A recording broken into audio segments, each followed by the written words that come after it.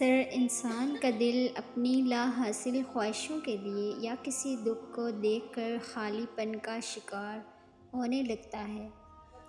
اور ممکن اور ناممکن کے وسوسے اسے اداسی کا شکار کیے رکھتے ہیں،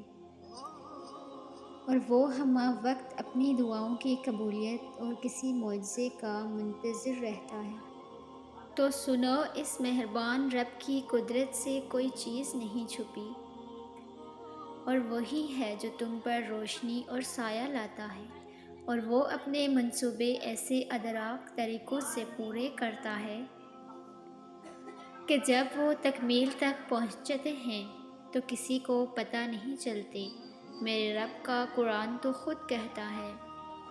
کہ اللہ غیر محسوس طریقوں سے اپنے ارادے کو پورا کرنے والا ہے،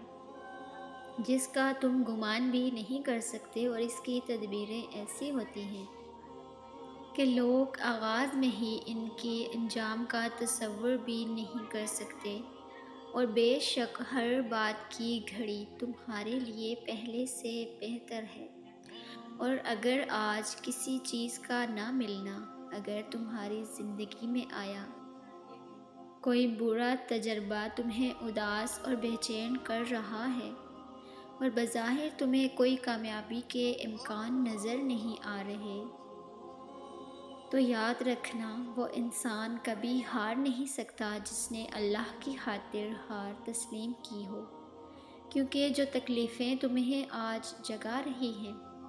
وہ ان راحتوں سے کہیں بہتر ہیں جو تمہیں غفلت کی نیند سلا دیتی ہیں۔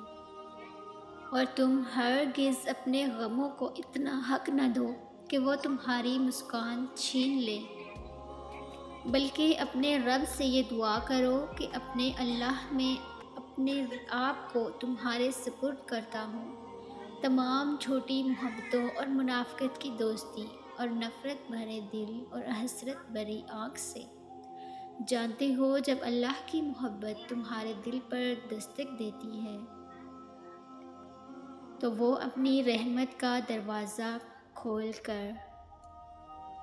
اپنے کرم کی ایسی برسات کرتا ہے جو تمہارے بے چین دل کو راحت دیتا ہے۔ تب اللہ کہیں نہ کہیں کسی کے دل کو تمہارے لیے نرم کر رہا ہوتا ہے، کہیں کسی کے دل میں تمہارے لیے خیال ڈال رہا ہوتا ہے، غرض کہ وہ خود تمہارے لیے اسباب بناتا ہے،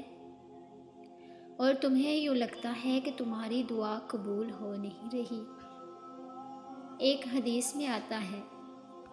کہ نبی کریم صلی اللہ علیہ وآلہ وسلم نے فرمایا کہ زمین پر جو انسان اللہ سے ایسی دعا کرتا ہے جس میں کوئی گناہ یا قطع رحمی کی بات نہ ہو، تو اللہ تعالیٰ یا اس کی وہی عطا کر دیتا ہے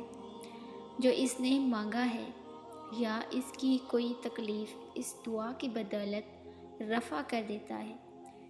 یہ اس لیے اس دعا کی برابر ذخیرہ کر دیتا ہے۔ تو ہو سکتا ہے کہ آج کوئی تمہاری کوشش ناکام ہو گئی ہو، تو سنو، جب تمہیں زندگی دو راستوں میں سے کسی ایک کو چننا پڑے تو اس راستے کو چنو جس پر اللہ راضی ہو۔ زندگی کا کوئی خسارہ ایسا نہیں کہ اس کا ازالہ ممکن نہ ہو۔ تو جان لو اللہ اپنی معیشت کے تمام تقاضے خود پورے کرتا ہے، تو تم ان چیزوں کا ہرگز افسوس نہ کرو جو تمہارے ہاتھ سے نکل گئے ہوں یا تمہاری کی گئی تدبیر کے مطابق نہ ہو،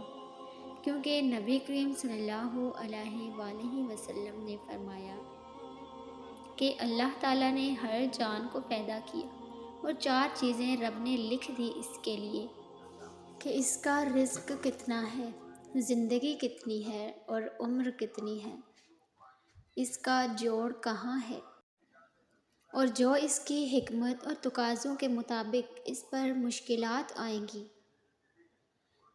وہ تمہارے ہی گناہوں کی معافی کا سبب بنیں گی، اور جو نیک ہوں گے ان کے درجات بلند فرماتے ہیں۔